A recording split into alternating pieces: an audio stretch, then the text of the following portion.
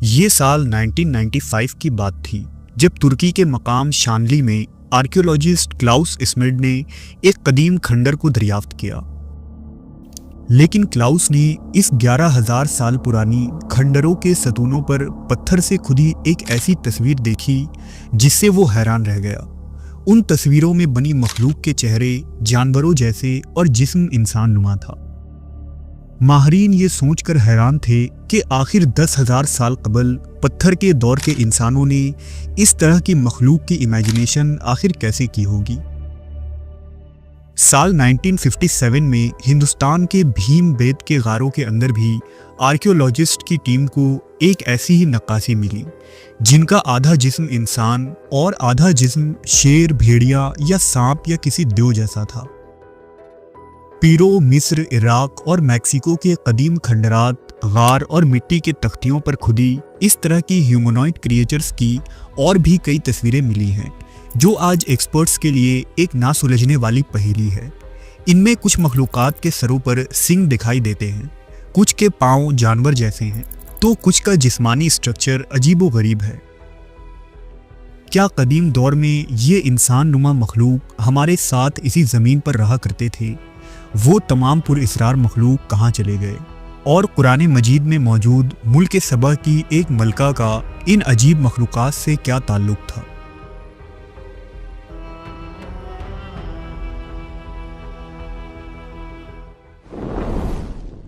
وقت کے دھاگوں اور انسانوں کے تصورات نے مل کر ایک ایسی پر اسرار دنیا کی تخلیق کی ہے جو ہمیں اس دنیا میں غیر معمولی طاقتوں اور چیزوں کے ہونے کا احساس کراتی ہے۔ کہتے ہیں کہ پرانی چیزوں کی قیمت نہیں ہوتی، لیکن یہ بھی جھٹلایا نہیں جا سکتا کہ عجائب گھروں میں رکھی ہر چیز جو جتنی پرانی ہوتی ہے اس کی قیمت اتنی ہی زیادہ ہوتی ہے۔ ان میں پرانی لوک کہانیاں اور واقعات کسی بھی پرانی چیزوں سے کئی زیادہ قیمتی اور بیش قیمت چیز ہے۔ تاریخ کے گلیوں میں قدم رکھنے سے ہمیں صرف بادشاہوں اور جنگوں کی آوازیں ہی نہیں ملتی، بلکہ کچھ ایسے مخلوقات کی سرگوشیاں بھی سنائی دیتی ہیں جو کبھی اس زمین پر موجود تھے مگر وہ انسان نہیں تھے۔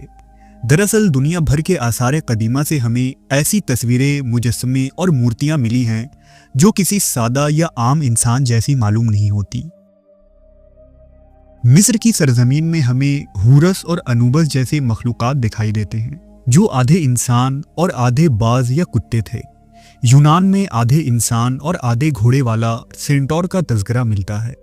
ہندوستان کے لوک کتھاؤں میں ناگا کے پینٹنگز، مورتیاں اور قدیم مندر ہزاروں سال سے موجود ہیں جن کا انسان نما چہرہ اور سانپ نما جسم ہوتا ہے۔ سالوں سے ماہرین ان عجیب کریچرز پر ریسرچ کر رہے ہیں، لیکن وہ آج تک کسی نتیجے تک نہ پہنچ سکے کہ آخر کھنڈرات، ستونوں اور غاروں کے دیواروں پر ایسے ہیومنوئڈ مخلوقات کیوں بنائے گئے تھے۔ کچھ ماہرین کا ماننا ہے کہ قدیم دور کے انسان جانوروں کی خوبیوں کے ساتھ خود کو جوڑنے کے لیے اس طرح کی عجیب و غریب تصویریں بنایا کرتے تھے۔ کچھ کہانیاں بتاتی ہیں کہ اس دور کے انسانوں نے ایسی عجیب مخلوقات کو خواب یا روحانی مراقبے میں دیکھا تھا جو ان کے ذہن میں چھپ گیا تھا، جبکہ کچھ ماہرین یہ دعویٰ کرتے ہیں کہ یہ مخلوق دراصل جینیٹک ایکسپیریمنٹ یعنی انسان اور دوسرے جانوروں کے کراس بریڈنگ کے نتیجے میں پیدا ہوئے تھے، اور یہ ہیومنوئڈ کریچرز محض خیالی اور افسانوی نہیں بلکہ حقیقت میں وجود رکھتے تھے۔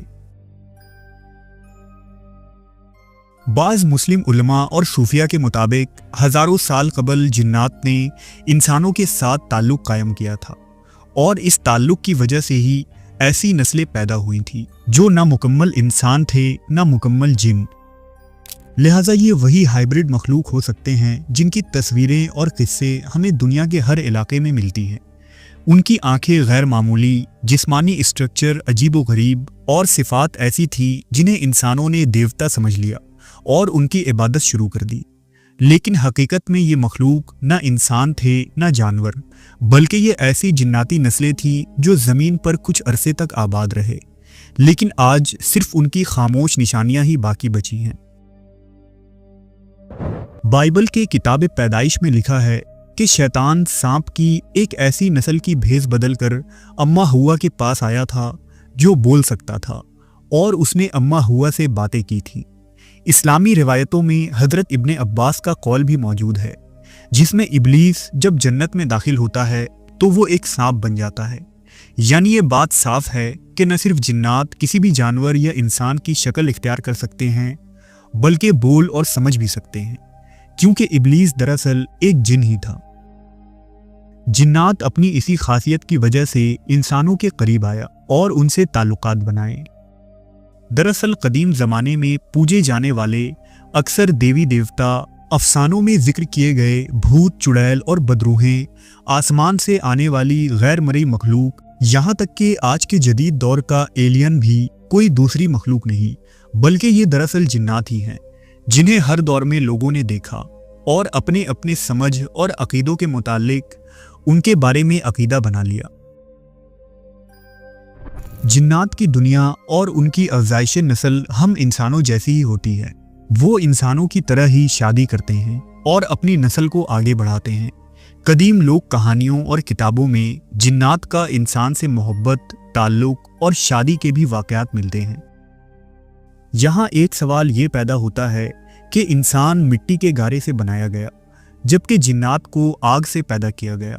लिहाजा आग और पानी का आपस में मिलाप और औलाद का होना अकल के खिलाफ समझ आता है। दरअसल बावजूद इसके कि जिन्नात आग से पैदा हुए, लेकिन बाज़ लोगों का ख्याल ये है कि जिन्नात अपनी आतिशी जिस्म की शक्ल में नहीं होते। जैसा कि आदम अलैहिस्सलाम की औलाद में सिवाय हज़रत आदम के फिर दोबारा कोई इंसान मिट्टी से पैदा नहीं किया गया, इसी तरह जिन्नात का पहला जद्द अमजद और तमाम जिन्नात का बाप आग से पैदा किया गया था, लेकिन फिर उसकी नस्लों में आग का अंसर बाकी नहीं रहा, बल्कि उन जिन्नातों के भी हाथ, पाँव और दूसरे अज़ा आम हालत में बदल गए।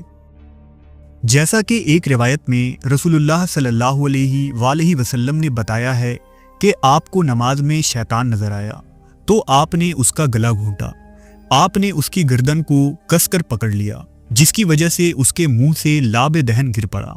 हुजूर ने अपने हाथ में उसके ज़बान से गिरने वाले लाब को महसूस किया, जो बहुत ही ठंडा था। शैतान के मुंह से लाब दहन निकलना और हुजूर का उसे महसूस करना इस बात की दलील है कि वो आग से दूसरी हालत में तब्दील हो चुका है, वरना उसमें ठंडक मौजूद न होती। तो क्या जिन्नात में भी इंसानों जैसी खुसूसियात होती हैं, और क्या वो इंसान से ताल्लुक बना सकते हैं? ये एक सवाल बहुत सारे सवालात को जन्म देती है। जिन्नात और इंसानों में शादी या जिनसी ताल्लुकात के वाक़यात इस्लाम से कबल और ज़हूर इस्लाम के बाद भी मिलते हैं। लिहाजा इब्ने असाकिर में एक रवायत मौजूद है जिसके मुताबिक एक दिन रसूलुल्लाह सल्लल्लाहु अलैहि वसल्लम के महफिल में काहिनों और पेशन गोइयाँ बताने वालों का जिक्र छिड़ा, और इस सिलसिले में लोग अपने चश्मदीद वाक़यात बयान करने लगे। इब्ने कैस ने बताया कि मुझे भी इस सिलसिले में एक इत्तफाक पेश आया है। अय्याम जाहिलियत में मेरे पास एक लौंडी थी जिसका नाम खलसा था।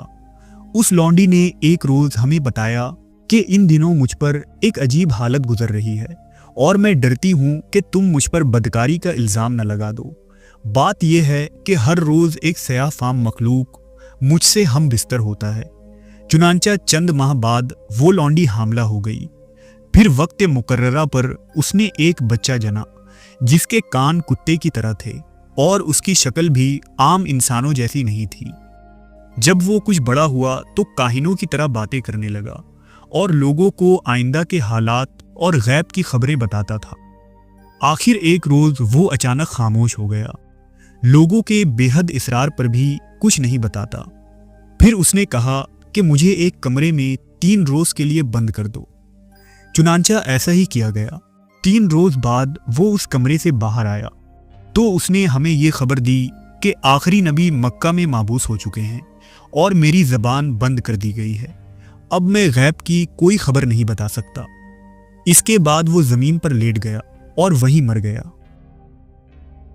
इस वाक़े को मुख्तलिफ रिवायतों में रद्द बदल के साथ नकल किया गया है, और बाज़ रिवायतों में ये भी इजाफ़ा मौजूद है कि नबी सल्लल्लाहु अलैहि वसल्लम ने इस वाक़े की तस्दीक फरमाई।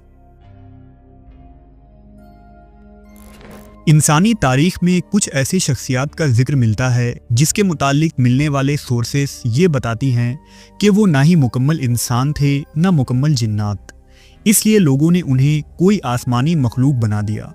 مثلا قدیم سمیری تہذیب میں 4000 سال پہلے موجود ایک بادشاہ گلگامش کے متعلق قدیم سمیری تختیاں بتاتی ہیں کہ اس وقت آسمان سے ہمبابا نامی ایک جناتی مخلوق اس زمین پر آئی تھی اور انہوں نے انسانوں کے ساتھ اختلاط کیا، جس کی وجہ سے گلگامش پیدا ہوا۔ اس لیے سمیری لوگ بادشاہ گلگامش کو کوئی روحانی مخلوق مانتے تھے، یہاں تک کہ اسے بے پناہ طاقت ملی تھی اور اس کی عمر بھی عام انسانوں کے مقابلے میں بہت لمبی تھی۔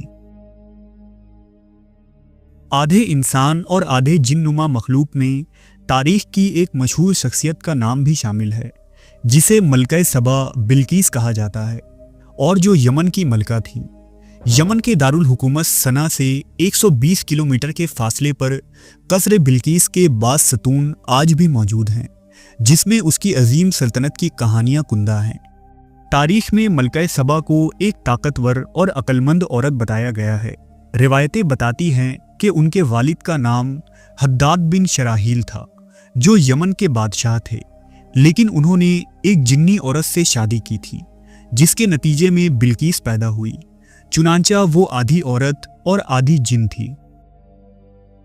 اس زمانے میں یروشلم کی طرف ایک عظیم پیغمبر اور بادشاہ حضرت سلیمان علیہ السلام حکومت کر رہے تھے۔ روایتوں میں حضرت سلیمان اور ملکہ بلقیس کے درمیان خط و کتابت اور تعلقات کا ایک طویل قصہ موجود ہے، جس میں آخر کار ملکہ بلقیس حضرت سلیمان علیہ السلام کی طاقت کا لوہا مان کر ان کے دربار میں حاضر ہوتی ہے۔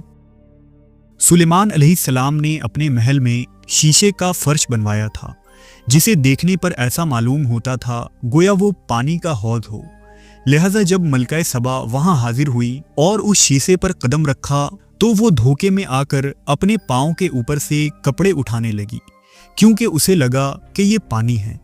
اس وقت سلیمان علیہ السلام نے اس کی پاؤں کی طرف دیکھا تو اس کے پاؤں عام انسانوں جیسے نہیں تھے، بلکہ وہ بالدار تھے۔ اس پر سلیمان علیہ السلام نے فرمایا، میں ایک ایسی مخلوق کو دیکھ رہا ہوں جو نہ مکمل انسان ہے نہ مکمل جن۔ روایتوں کے مطابق حضرت سلیمان نے اسے اسلام کی دعوت دی اور اس نے دین حق کو قبول کر لیا۔ بعض روایتوں میں حضرت سلیمان علیہ السلام کے ایک بیٹے کا بھی ذکر ملتا ہے جو آپ کی ایک بیوی سے پیدا ہوا تھا۔ اللہ کی قدرت سے وہ ایک عجیب الخلقت مخلوق تھا۔ اس لڑکے کا صرف ایک کان، ایک آنکھ اور ایک ہاتھ تھا، اور بدن کا ہر عضو آدھا معلوم ہوتا تھا۔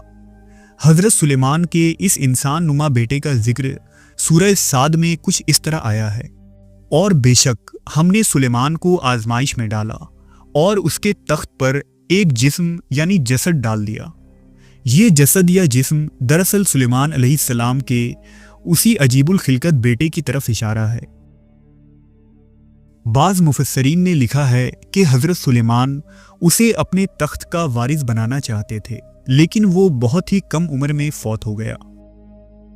قرآن مجید یا احادیث و اقوال کے اندر تو سلیمان علیہ السلام کے اس بیٹے کا یا اس کی ماں کا واضح نام نہیں ملتا، البتہ یہ گمان کیا جاتا ہے کہ آپ کا یہ بیٹا ملکہ بلقیس سے ہی پیدا ہوا ہوگا، اور چونکہ ملکہ سبا جنات کی اولاد تھی، اس لیے ایک پیغمبر اور آدھی جنی کے ملاپ سے اس طرح کی مخلوق کی پیدائش ہوئی۔